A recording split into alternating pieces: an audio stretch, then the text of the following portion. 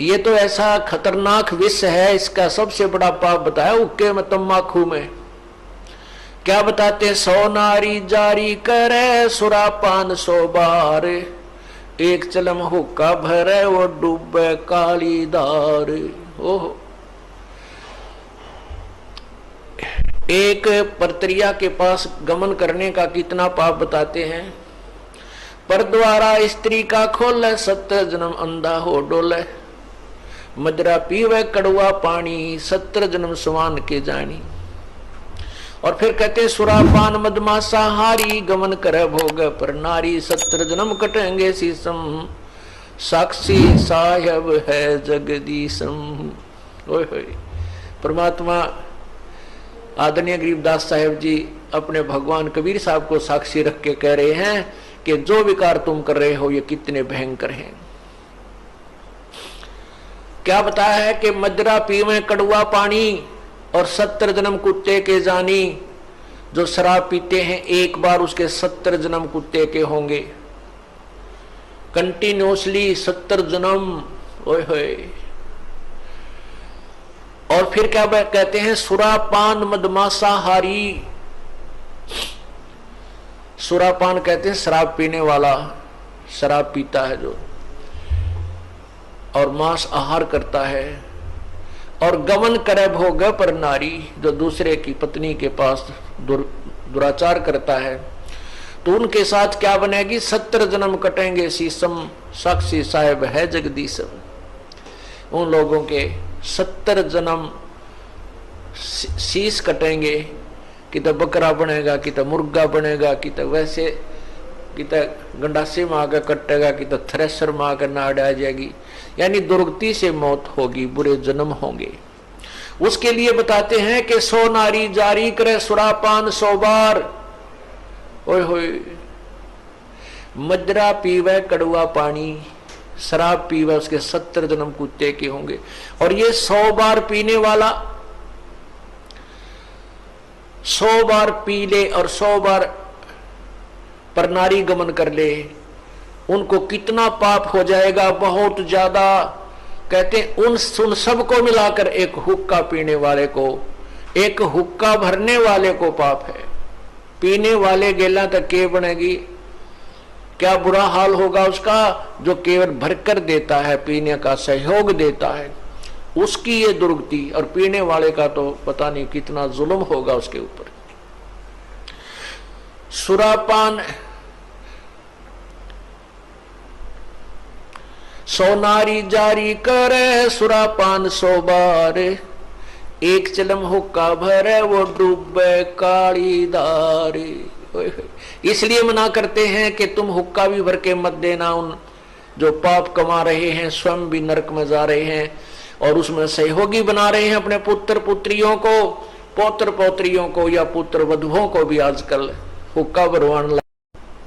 तो कहने का भाव ये है पुण्यात्माओं, ऐसी गंदी वस्तु। गरीबदास साहब कहते हैं यही मूल मंत्र तमाकू ना बोई। इस तमाकू से पीछा छुड़ाने का मूल मंत्र है कि तमाकू बीजा ही मत करो। अब क्या बताते हैं? तमाकू कसीदम तमा मस्त है, लुजित नसीरी कुती न कैफ, मरदूद मरहूद मकरूद पीवे शराब, ओगा सरे बिच खाना खराब, कुटन कलाहीन जुग जुग कलेश, सुखन मान मेरा कहता मैं हमेश, तलक सा तमाखू सला घोट पीस, देई नाक नाश कमल में कसीस। कितनी प्यारी बात बताते हैं। अब इस तमाखू में इतना दोष क्यों बताया? इस तमाकू को इतना हानिकारक दोष क्यों बताया? सबसे ज्यादा भयंकर क्यों बताया? इसका कारण है कि मानव शरीर परमात्मा पाने के लिए ही मिलता है। जो पुण्यात्मा परमात्मा चाहते हैं वो मानव शरीर में ही उसकी तलाश खोज और मेहनत मजदूरी करके उस परमात्मा को पा सकते हैं। अन्य इसमें अगर हम भक्ति नहीं करते हैं, परमात्मा नहीं पाते हैं, तो पशु पक्षियों जैसा जीवन ही जीकर हम चले जाते हैं।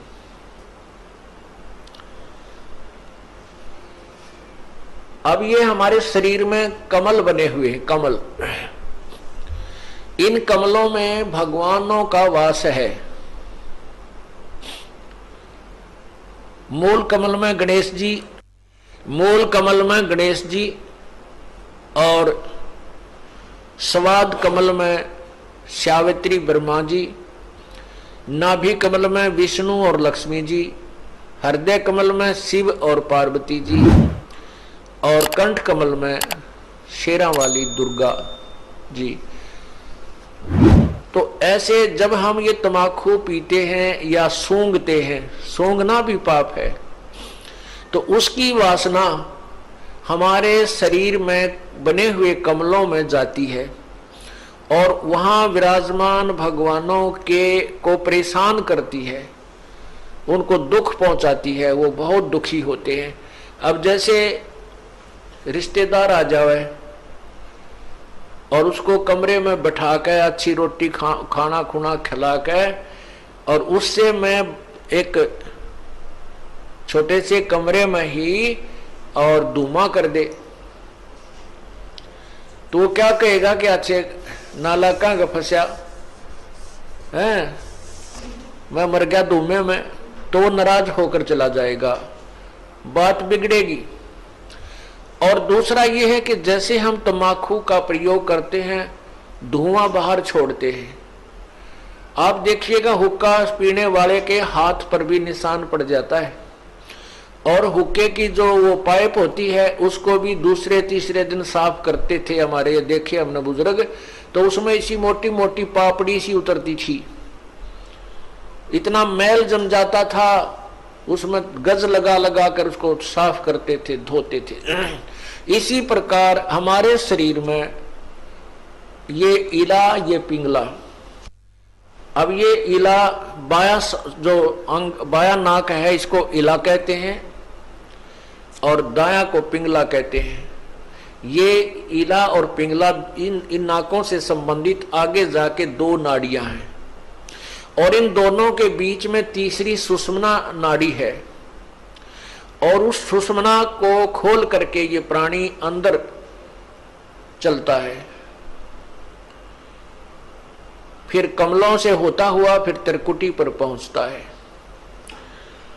और तमाकू सबसे पहला काम क्या बिगाड़ता है कि उस सुषुम्ना के जरा से सुराख को और बंद कर देता है, उसको जाम कर देता है, इस मनुष्य जीवन को बर्बाद कर देता है। जब ये मनुष्य जीवन के इस अनमोल शरीर को कंडम कर देता है, उस सुराख को ही बंद कर देता है जिसे परमात्मा मिलना है, इसलिए तम्बाकू सबसे भयंकर और पापदायक है। अब पुण्यात्माओं, तम्बाकू पीने वाले घबराओ नहीं कि ये सोचे हमारा तो बंद हो लिया, हम क्या करेंगे, नहीं। ये श्वास का जो सिमरण हम आपको देते हैं ये इसी काम का है कि इसको पहले उस स्थान को साफ करता है। श्वास के सिमरण से वो उसको साफ करेगा, उस मैल को कति धो देगा, मांझ देगा और उसमें प्रवेश करने योग्य वो स्थान बना देगा। वो तीसरा जिसको कहते हैं ना, तीसरी नाड़ी, वो साफ कर देगा। तो यहाँ क्या बताते हैं,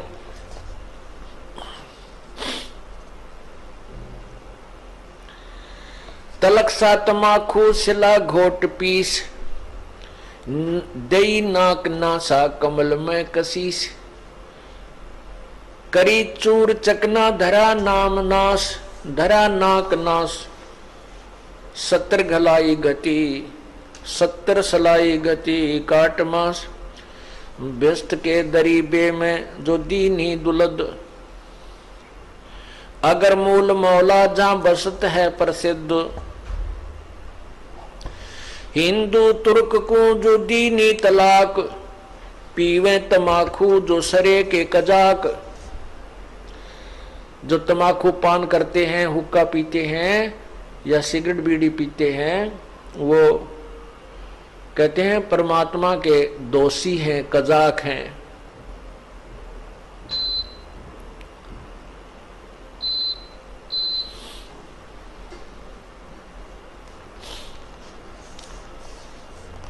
अब फिर क्या बताते हैं, हिंदू लोग तम्बाकू प्रयोग करते हैं और उधर से गाय को माता के दर्जे में लेते हैं, गाय को माता मानते हैं। तम्बाकू की उत्पत्ति कैसे, तम्बाकू की उत्पत्ति कैसे हुई? एक ऋषि का साधु था राजा, एक ऋषि का साधु राजा था और एक दिन राजा ने अपने साधु ऋषि को आमंत्रित किया अपने घर पर जलपान के लिए। तो राजा ऋषि ने बहुत मना किया अपनी पत्नी को कि राजाओं का और ऋषियों का कोई मेल नहीं होता, राजा बड़े अभिमानी होते हैं, ये कोई हमारे सिर में दर्द करेंगे। लेकिन वो ऋषि पत्नी नहीं मानी, कहने लगे मेरी बहन कब कब मुझे बुलावे, आप तो न्योय नाक चढ़ाया करो, कोई भी काम हो जा। अर्थात ऋषि जी को विवश कर दिया राजा के घर जाने के लिए। अब राजा के घर गए तो राजा ने अपनी जो महिमा बना दिखाने के लिए और ऋषि पत्नी को प्रभावित करने के लिए बहुत अच्छे आहार, मेज पोस, मेज का ऊपर काजू, किस्मत, सेब, संतरे, नाना प्रकार की सब्जी बनवा कर, जलेबी, कचौड़ी, पकौड़ी, दही, खीर, हलवा, सारे व्यंजन लगवा दिए मेज पे।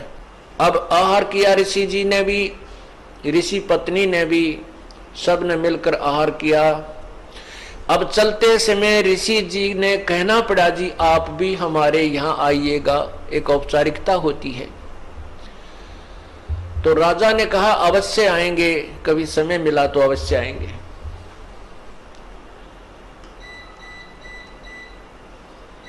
एक दिन वो समय मिल गया, राजा ने संदेशा भिजवा दिया कि हम आ रहे हैं।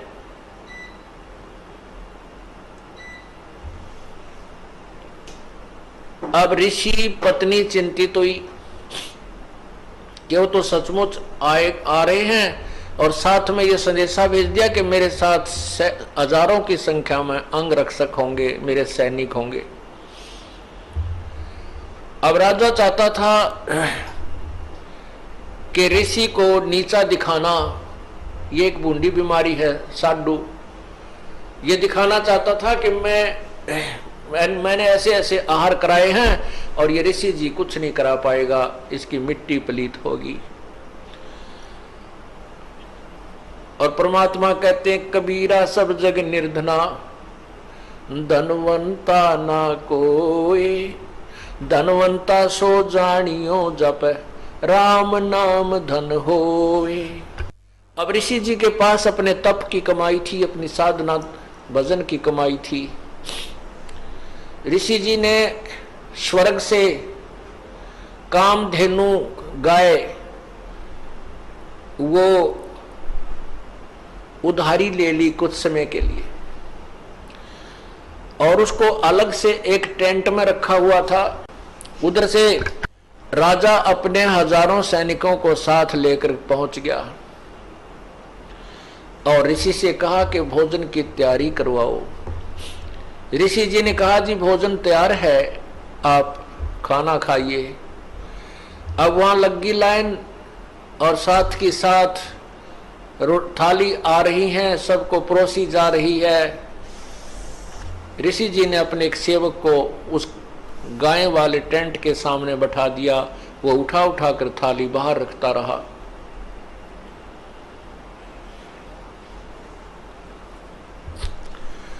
अब जब सब सैनिकों ने खाना खा लिया और ऐसा स्वादिष्ट भोजन उन्होंने कभी नहीं खाया था, तब राजा ने पूछा कि हे ऋषि जी, आपके पास ना कहीं कोई भोजन बनाने की व्यवस्था नजर आ रही है, ना किधर को चूल्हा डाल रखा तुमने, ना कोई हलवाई बुला रखा।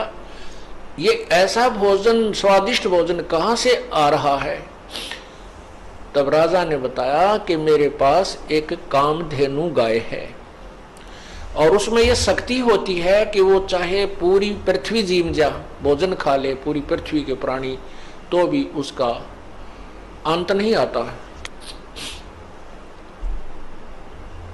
तो राजा के अब साधु की यारी दोस्ती इतनी होती है। अब राजा की नीत में खोट आ गया, नीयत में खोट आ गया। उसने सोचा यू कंगाल क्या करेगा, इस गाय का मैं ले चलता हूं, बहुत ज्यादा सेना है मेरे पास और ये गाय सभी आहार करा दिया करेगी। कहने लगा ऋषि जी ये गाय मुझे दे दे, आप क्या करोगे इसकी? ऋषि जी ने कहा ये गाय मेरी नहीं है, मैं उधारी लाया हूं, मैं आपको नहीं दे सकता। तो राजा बोला सैनिकों से कि सैनिकों इस गाय को छीन लो। अब ऋषि सोचता है कि अच्छा नालायक ये तो जबरदस्ती कर रहा है मेरे साथ। तब उस ऋषि ने कहा हे गौ माता आप अपने स्वदेश लौट जाइए, मैं विवश हूं।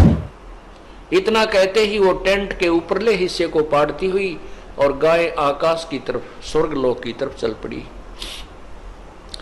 राजा ने गाय को कंडम करके नीचे डालने के लिए तीर मारा, पैर में तीर लगा और कहते हैं वो गाय का खून रक्त जमीन पर गिरा और गाय चली गई। तो जहां जहां वो खून गाय का गिरा वहीं पर कहते हैं तम्बाकू की उत्पत्ति हुई।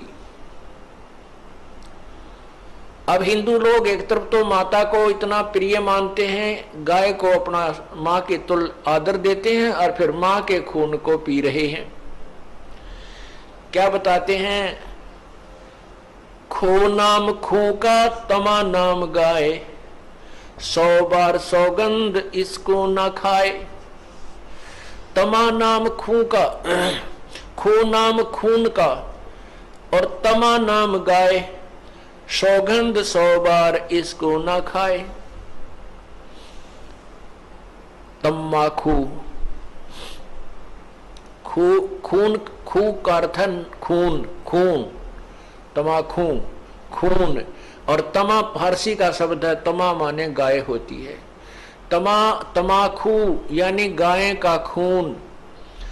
खू नाम खू का तमा नाम गाय, सौगंध 100 बार इसको ना खाए ना पीवे।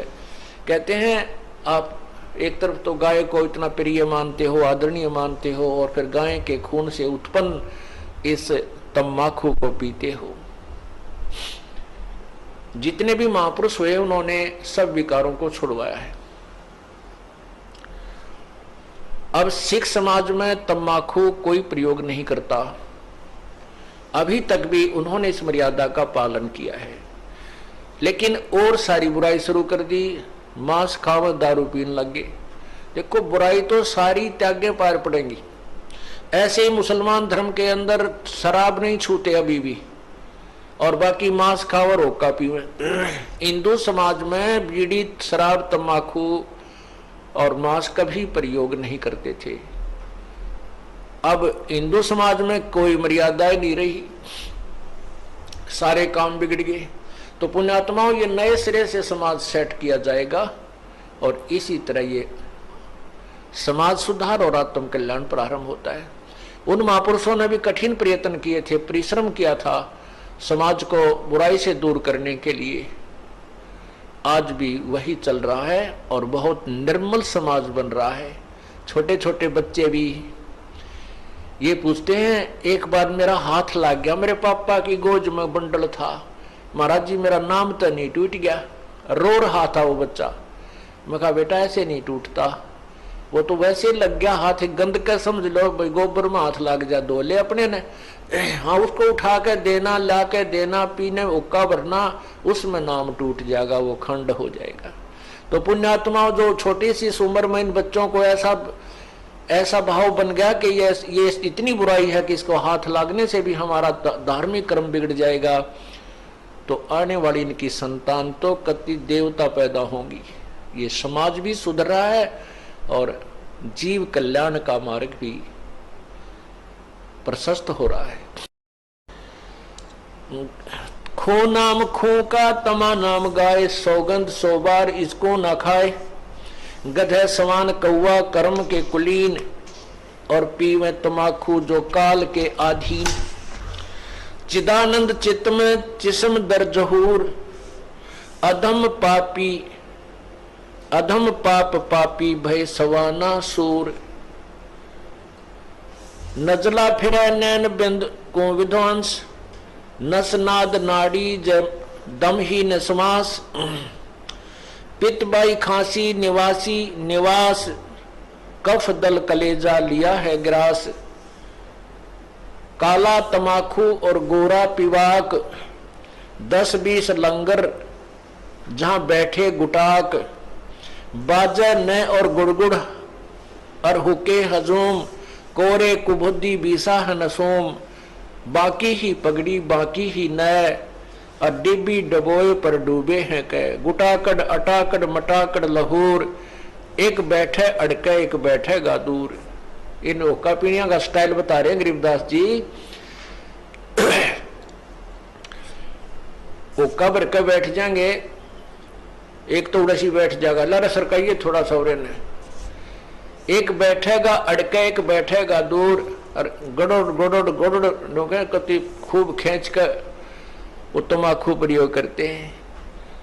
और आप डूबे और ओके पर बैठ के क्या बतलावें, सब पता है आपको। पता नहीं के बातें शुरू कर देते हैं, राजनीति की, बिराना किसी पड़ोसी की, किसी की हुंडी अच्छी है, इस तरह की बातें वहां हुक्का पीते हुए बातें करते हैं। क्या कहते हैं, काला तमाकू गोरा पीवाक, 10-20 लंगर जहां बैठे गुटाक। 10-20 इकट्ठे हो जाएंगे ओके के दौरे के। बाजा न और गुड़गुड़ और हुके हजूम, कोरे कुबद्दी बीसा है नसूम। बाकी ही पगड़ी और बाकी ही न, डिब्बी डबोए पर डूबे हैं कह। गुटाकड़ अटाकड़ मटाकड़ लहूर, एक बैठे अड़के एक बैठेगा दूर। तो ऐसे शब्द मान मेरा तो मैं तो कहता हूं तो हे, शब्द मान मेरा मैं कहता हूं तो हे, यही मूल मंत्र तमाकू ना बोइए। इस बीमारी से को जड़ से खत्म करने का मूल मंत्र है कि तमाकू बीजना भी नहीं। आप लोगों ने इस तमाकू को बीज का अपने फसल उसका लाभ भी नहीं उठाना है। एक भक्त कह रहा था जी मैं तमाकू बो रखा है, अब क्या करूं, नाम में लेऊंगा अवश्य। मैं अब क्या करा, उसमें उसको उखाड़ दे, अपना हल ट्रैक्टर से उसको काट कूट दे। उसने ऐसा ही कर दिया। ने बोला जी मेरी यही कमाई करा करता, पर अब तो मैंने इस पाप का पता लग गया, मैं लूखी रोटी खा लूंगा, अपना कोई और धंधा कर लूंगा, इस पाप को नहीं बोऊंगा। तो पुण्यात्माओं, एक चोट सिधारिया जिन मिलन दाचा, जिन्होंने परमात्मा चाहिए और आत्म कल्याण करवाना है, वो एक का दो बात में समझ जाता है। और जिनको भगवान चाहिए ना अपना कल्याण चाहिए, उनको कितना समझा ले वो तो इस प्रकार बताए हैं। कोट वर्ष कर संगत संतों की, पत्थर का जल में क्या भीजे। चंदन बन में रंग ला दे, एक बांस बिटम भी ना सीजे। वो तो फिर से इंसान है, जैसे पत्थर को जल में कितने दिन तक डाले रखो, उसके अंदर पानी का असर नहीं होता। बाहर निकालते ही और उसको आपस में ऐसे लगाओगे, चिंगारी पाटेंगी, उसमें कोई शीतलता नहीं आई। इसी प्रकार जो सत्संग में आने वाले जो कुबुद्धि लोग हैं, जो पत्थर जैसे प्राणी हैं, उनको सत्संग की बातों का असर नहीं हुआ करता। वो तो पत्थर जैसे हैं। जैसे चंदन बन में रंग ला दे, एक बांस बिटम भी ना सीजे। चंदन का पेड़, आसपास के नीम का पेड़ भी हो, उसको भी चंदन जैसी महक युक्त कर देता है अपनी बार बार चंदन को छोड़ के। लेकिन बांस के पेड़ के, बांस का जो बांस भी होता है जंगल में, ये लंबे लंबे बंबू, कहते बांस के अंदर उस चंदन की महक प्रवेश नहीं करती। जो पत्थर और उस बांस जैसे व्यक्ति हैं, उनको सत्संग की बातों का असर नहीं होता। बाकी अन्य पुण्यात्माओं को असर हो जाता है, उसका लाभ भी मिलता है। अब क्या बताते हैं कि जो मैं आपको संदेश दे रहा हूं कि बीड़ी शराब मांस तमाकू नहीं पीनी,